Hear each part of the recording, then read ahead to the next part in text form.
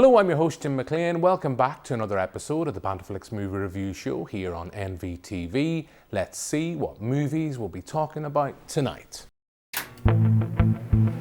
We'll be reviewing The Kingdom of the Planet of the Apes, which is out in cinemas now. Our pick of the streams is The Idea of You, starring Anne Hathaway. And our documentary season continues with Hugh Audley Smee's pick, Tish. So that's what we've lined up for you this evening. Joining me tonight in the studio is Adam Neeson. Hey Jim. And Graham Alexander. Hi. Hello to you both. As always, packed show. We're going to try and fill as much as we can into half an hour. So let's kick things off with a bit of movie news.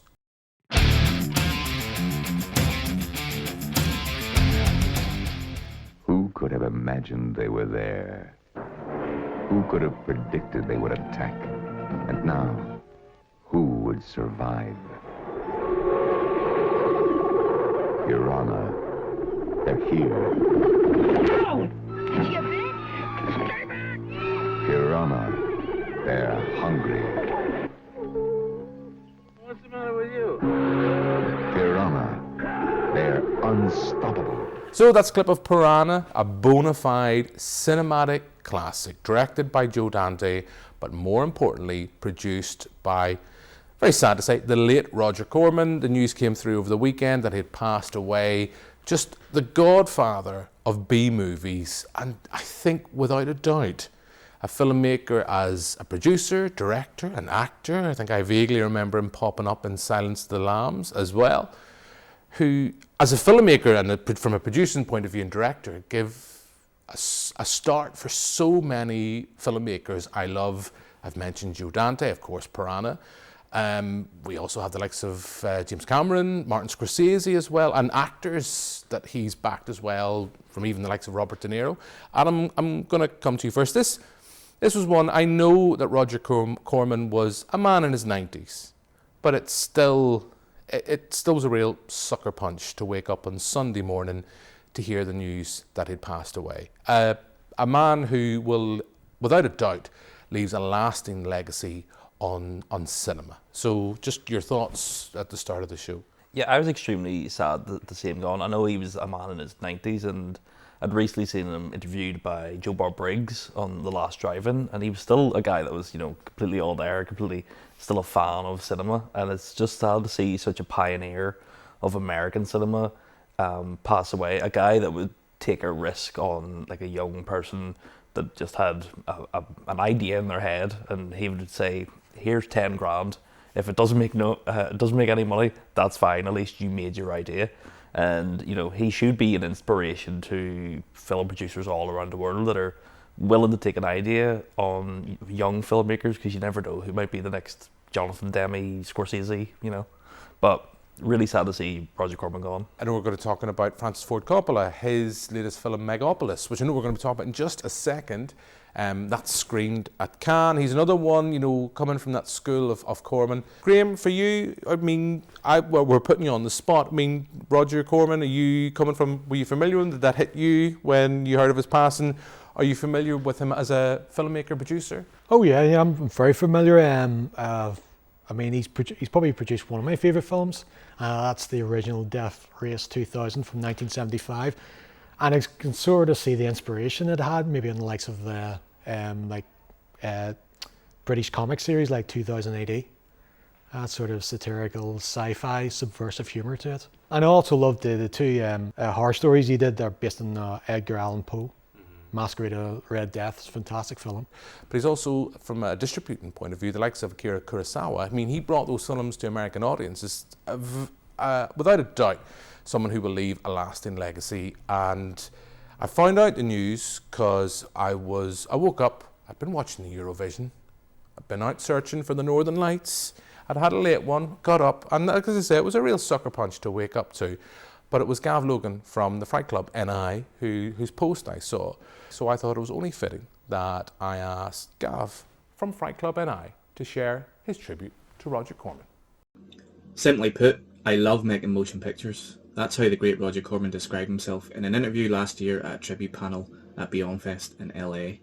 And through reading interviews and listening to interviews online from the people that he worked with, I'm still not sure that he fully realised just how adored he really was. Corman was fondly known as the king of the B-movies. I think that's a title that he'll always have. And rightly so, because his early work especially sort of explored science fiction creature features. But I think outside of his Poe adaptations, his legacy will be that of someone who always believed in other people. And he was an instrumental independent filmmaker, a pioneer of the genre, and was unrivaled in helping others and other filmmakers to get their projects off the ground and into theatres. His company also helped to finance a plethora of genre films over the years, including Clive Barker's Hellraiser and Joe Dante's Piranha. People like Jack Nicholson, Ron Howard, Jonathan Demme, Peter Bogdanovich, and even the likes of Martin Scorsese will forever be held in his debt.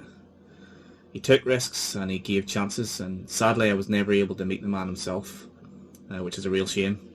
But I'm confident in saying that Roger Corman was not only an amazing filmmaker, producer, and he was also an amazing human being, and he will be sorely missed.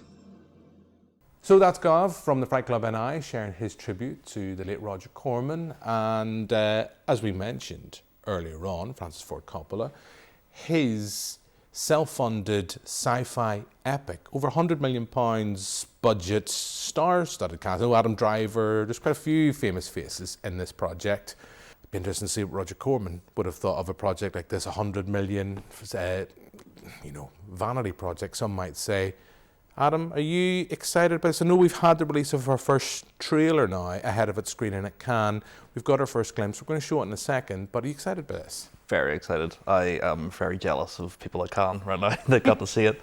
The trailer for me was just, like, I didn't know what to expect. I never read anything about what this is. I just knew that it was Francis Ford Coppola's dream project.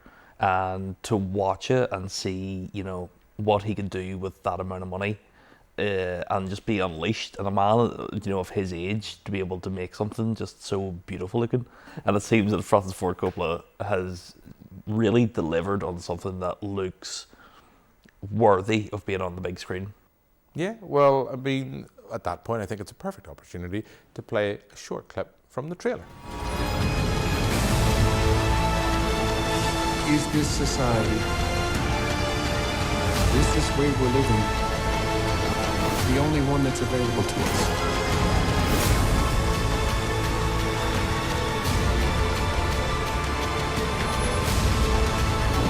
We are taking our city back. And when we ask these questions, when there's a dialogue about them, that basically is a utopia.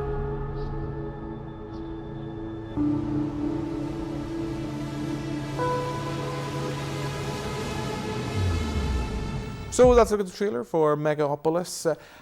I'm excited for it. Like you, I'm intrigued by it. I love Coppola, but has he really made a great film post-apocalypse now? A film I absolutely adore.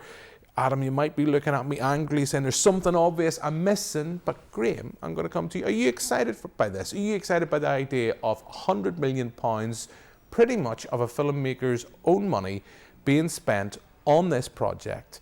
And now, hopefully, well, as I say, we are going to see it here in the UK at some point. As we record tonight, we don't know if American distribution has been resolved. It will. We know it will. But are you excited for this? Yeah, I am indeed. I was intrigued by the trailer. I'm not too sure what to expect. All I know it's going to be like some sort of sci-fi epic. I heard about this decades ago. I believe that Coppola first thought of the idea when he was 16. So it's going to be intriguing to see how it turns out. And to be honest, I don't really care if it turns out to be a flop. I'm still want to go and see it. Well, Francis, if you're watching, you've got 3 tickets here at least. We're going to have to wait till that film hits the big screen. But for now, I think we'll move on and talk about something that's already out.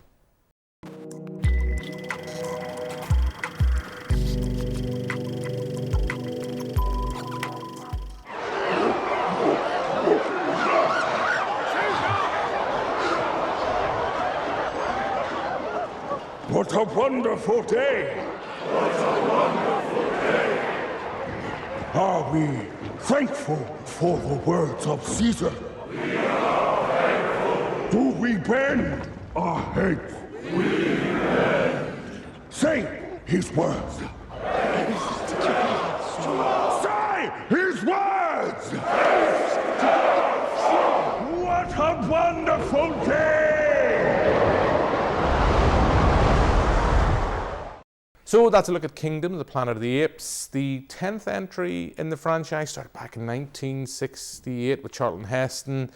The 4th, I guess we can say, in this rebooted franchise that I love. I mean, I've enjoyed these films. We've had Andy Serkis involved with a lot of the mocapping and with Caesar in the last 3 films. This time around, I don't believe Serkis is involved. I don't even think he's involved in a producing point of view. We have a new director taken over from Matt Reeves. We've moved on centuries post apologies, viewers, the death of Caesar in the last film. But hey, Adam, you just can't beat those monkeys and those gorillas. They're always going to be box office success. This film has found an audience at the cinema. So more importantly, for anyone who's watching who hasn't got a chance to see it yet, what do you think? They've come a long way since the PG Tips ads. I'll say that. We talked about the trailer for this a few months ago on the show, and I said that I didn't watch War for the Planet of the Apes because I bought it on DVD and then watched about 10 minutes and went, not for me. So I watched for the first time that recently and found it a very sad, harrowing movie to watch. So going into this, I was kind of expecting a bit more of the same, but this was kind of a lighter tone than the previous movie. Not to say that there isn't some horrific stuff in it, but it is definitely an enjoyable movie. Maybe a touch too long for me. I think 2 hours and 25 minutes is, 25 minutes too long. But I had fun with this, and it definitely left me with the feeling of I want to see more from these set of characters. I never felt like, oh, we need another Caesar protagonist in this. I think the characters that they set up in this new quote-unquote trilogy actually work really well, and I want to see more of my mate Noah and to see him becoming, the king from the Kingdom of the Apes.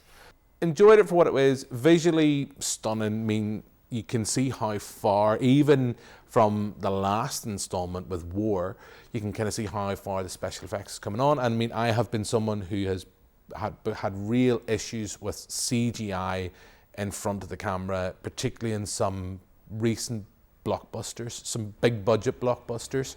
And I think overall, the CGI here is pretty good, but the 2 issues I have, I do think it's long. I agree with you, Adam, that it's over 2 hours. It feels it. It feels over 2 hours. And also, the kind of way that the film leaves itself, you're like going, well, you could ultimately, if you wanted, you could, say there's a film back in 1968, if you want, you could go back and watch it. It does give a point that you could move and say, right, well, that's your jumping on point, a bit like Rogue One. People wanted a sequel to that. It's like, well, there already is one. It's the Star Wars movie, A New Hope. I thought it was fine, and I always feel like that's damning with false praise, but I enjoyed it. I thought it was a good, solid blockbuster. Enjoyed it much more. I know Claire McCulloch, if she's watching, she probably isn't, but enjoyed it much more than The Fall Guy last week. But hey, so far the blockbuster season is looking good. Graham, where are you going to weigh in? Adam was really positive about it. I'm quite meh. Where are you weighing in on Kingdom, the Planet of the Apes? I would say perhaps somewhere in between. I think the original Planet of the Apes from 1968, that's by far my favourite. I quite like the tone of it. I mean, I would agree the tone in this one seems a lot lighter. But I enjoyed some of the visual callbacks to that original one. Like the wreckages dotted along the shoreline of the ocean. And it was like animal skins stretched out into X shape. It just reminds me of very much of the original one. I mean, the VFX effects were on the apes' facial expressions absolutely mesmerizing. Every time I kept on having to pinch myself because it just looked too convincing. And I thought, especially on the orangutan character Raka, I thought he stole the show. It was slow before then. I mean, I wasn't really buying into the whole idea of apes bonding with eagles. I mean, I suppose it makes sense if you don't think about it, type of thing. But whenever Raka turned up, he was the emotional heart of the film.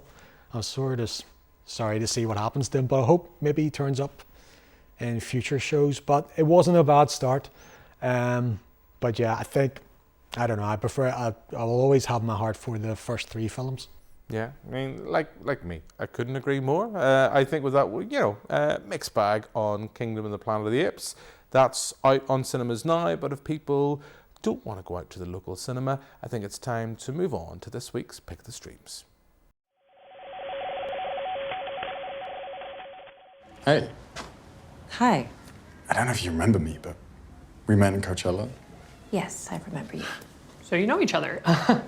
Great. Can I get anyone anything? Water, coffee? Thank you. We're all right, Jeremy. Bye. Wow. This is a surprise.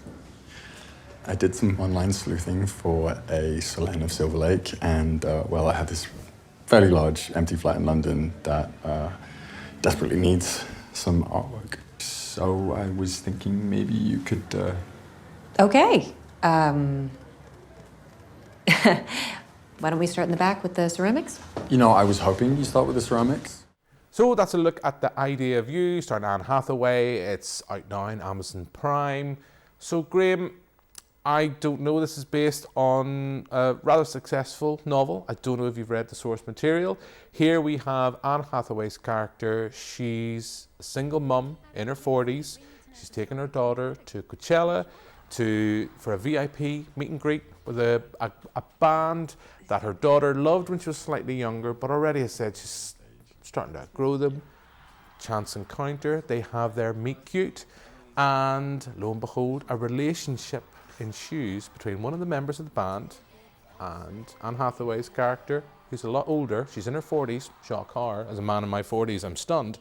But yeah, so I guess that's as much of the setup as people really need to know. Shock horror, older woman has relationship with younger man, and according to this film, at times there's a bit of a social media outrage in that reaction. What did you think? I was actually surprised to find out it was based on a romance novel, because I thought that you could just take any Mills and Boon novels and just feed them into ChatGPT, and you would have had something very similar. It was formulaic, there wasn't anything terrible about it, but there was nothing original or anything that would want me to view it on a second viewing. So I'm getting vibes, Graham, you're not excited about the fact that we asked you to watch it this week. Yeah, I felt like Michael Scott from The Office. God no, God no. Well, I have to say, I was pleasantly surprised by this. It wasn't for me. I mean, I am a sucker for a good rom-com.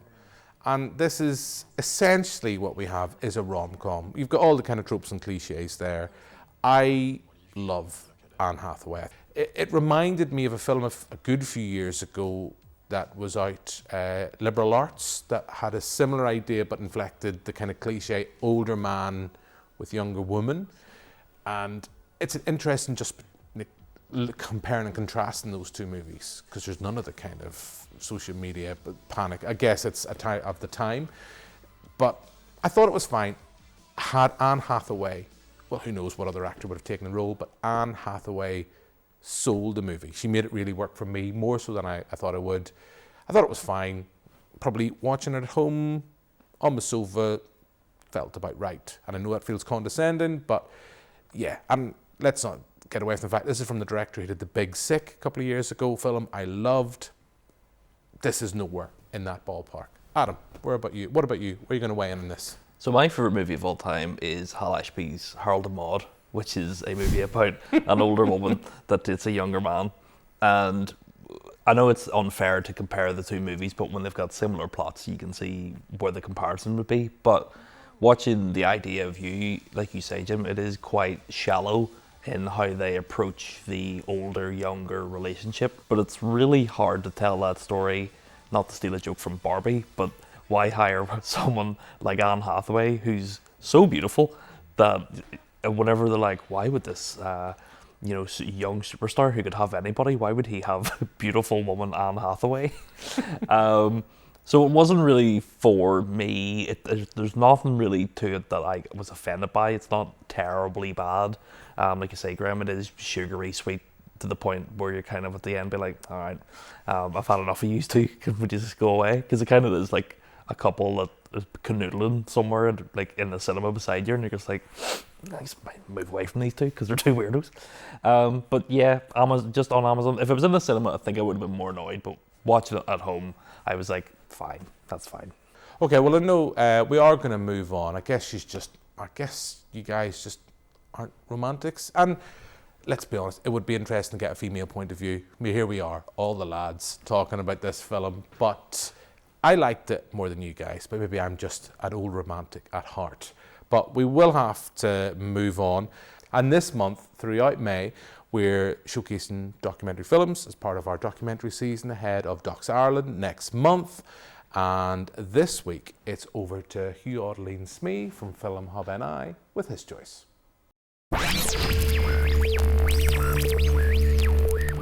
What is becoming clear to the generation now approaching maturity is that our society has no solutions for their problems. Factory trying to break everybody. We missed a whole generation. She was committed to working class struggle, which is continuous and never ending. She had so much talent and she just couldn't make a living from photography. She just couldn't do it. She was a fighter. She fought the good fight. Hello, my name's Hugh Audley Smee and I'm the manager of Film Hub NI. BanterFlix have very kindly asked me to recommend to you a documentary to watch, and this the week of the launch of Docs Ireland. So the one that I'm going to talk about today is Tish. It's directed by Paul Sung, really tremendously talented documentary maker from the UK.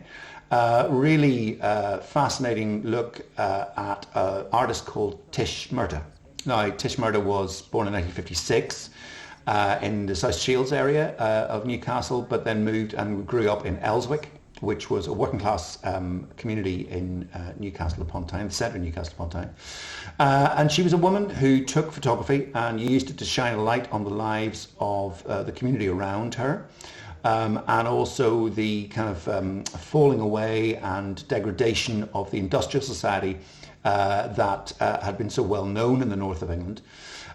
She had a tremendous talent, really beautiful photographs, and an authenticity because she came from those communities that she was taking a photograph of. So she wasn't zooming in from London to take us a photograph. She was coming up from the roots. So she was really fascinating, but with a very difficult life as well. I think that it's a really interesting exploration of what happens to working class artists in the UK, and especially female working class artists as well, and whether or not there are enough support systems there, and whether or not there are enough awareness of the problems and challenges that come with being a female working class artist.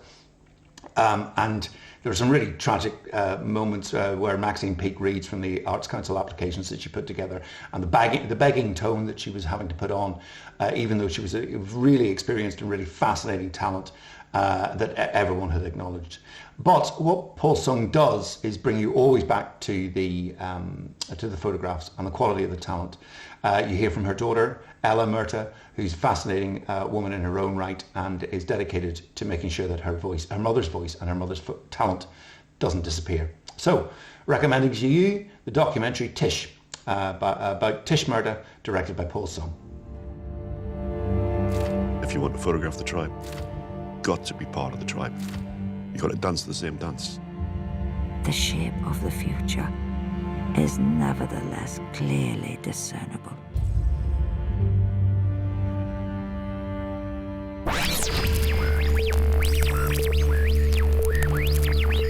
So that's Hugh Audley Smee's choice, Tish, which is available now on BBC iPlayer.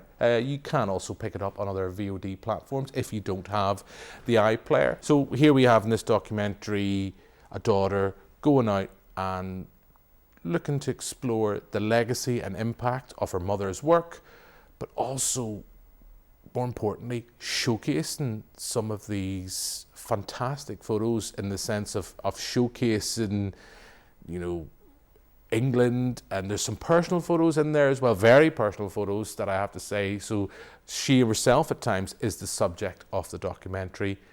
I was really pleasantly surprised by this, in that sense of a documentary the power of a documentary, I should say, that you can know nothing about the subject matter but find yourself engrossed. Adam, come to you. Were you familiar with the source material? Were you familiar with Tish and her back catalogue of work? And what did you think of the documentary? I hadn't actually heard of her before, and when I put it on, it is quite, you know, engrossing, especially when it comes from the point of view of her daughter. For her to tell her life story and to tell the life story through all these photos, and they're absolutely beautiful photos. But unfortunately for me, the documentary just didn't really grab me that much. It's not bad per se, it's just nothing particularly I would sit down to normally watch, especially when it comes to documentaries. But like I say, it's not a bad movie, it's just the photos they were showing. I think I would have got more enjoyment out of the books that the daughter had produced of the photos themselves and maybe look through them. But like I say, it's not bad, it just wasn't my cup of tea.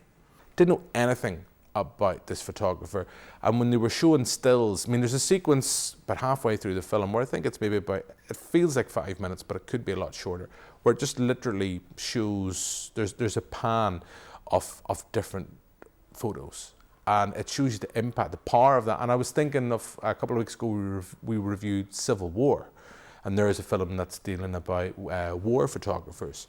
And it just shows the power and the impact of the image, and just some of the photos, just they're amazing. I mean, I know they're now in display at the Tate Gallery, because I think that's a part of this documentary. That's kind of one of the reasoning for its genesis, and really, really glad to have watched it. Will I be rushing to rewatch it?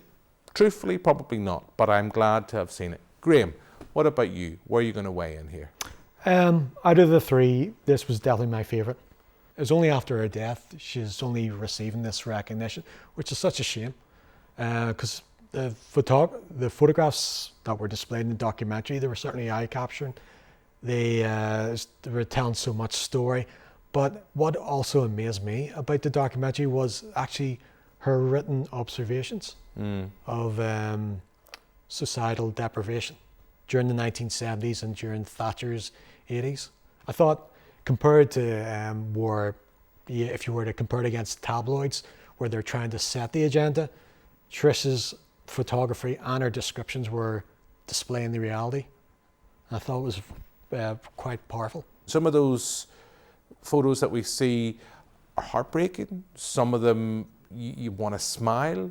Even when they're being some of the interviewees, they're discussing that, they're looking back and kind of they're reminiscing about, you know, taking the photos. But what I found, how near the end of her career, how things were, and the reaction and kind of interactions with family, it's a tough, somber watch. Adam, I know that it might not be your cup of tea, but still, would you encourage people seeking it out? 100%. It's, you know, it's definitely worth a watch. It does capture this time in the 80s when, you know, life was really hard for people, and for someone like Tish to be there to capture on film for the rest of all, you know, of history, for everybody to see, and for it to be up in the Tate, you know, it's definitely worth a watch. And I think, you know, I would love to buy one of her books, just so I can have it at home, just so I can look through it. Yeah, and I guess just, you know, on that note, without seeming flippant, you know, we're talking about times being tough during the 80s. We're just going through, we were constantly being told that it's coming to an end. We're in a cost of living crisis. So I guess the subject matter and some of those photos will still hit home depressingly for a lot of people in 2024. So yeah, as I say, a great choice from Hugh this week. Well, next week we'll have somebody else picking a documentary as our season continues. But for now, we are out of time. So all that's left for me to do now is thank my two guests here in the studio. So thank you very much, Adam. Thank you, Jim. Thanks very much, Graham. Thank you, Jim. Thanks, of course, to Hugh and Gav for contributing as well to the show. We'll be back next week with another episode. But for now, until then, goodbye.